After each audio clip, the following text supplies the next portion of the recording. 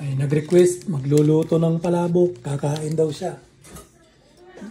Mayroon ako ritong palabok mix, nabili sa Asian, 3 pack, yan. Tutunawin ko lang to sa 2 litrong tubig.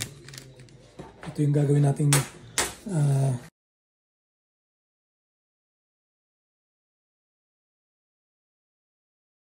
nagbabad na rin pala ako ng bihon. Ito yung gagawin ko. Noodles, kasi wala akong makitang palabok noodles sa Asian.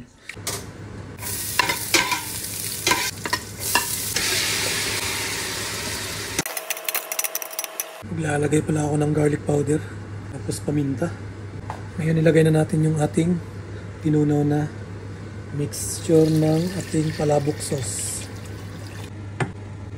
Apat na.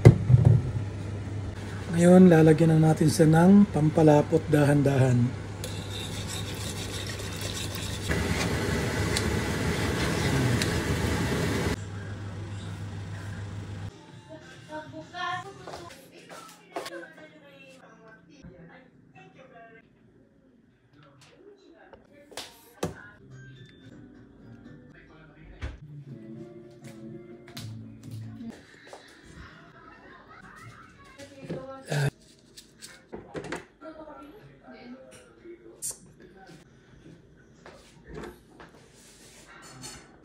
Titikman na natin ngayon yung ating palabok.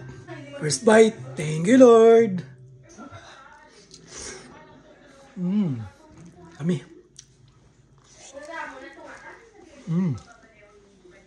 Masarap sa palabok yung bihon.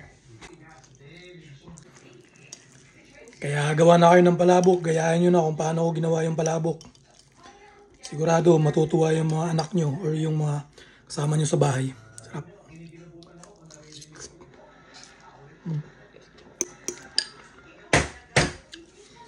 Next video ulit. Bye-bye.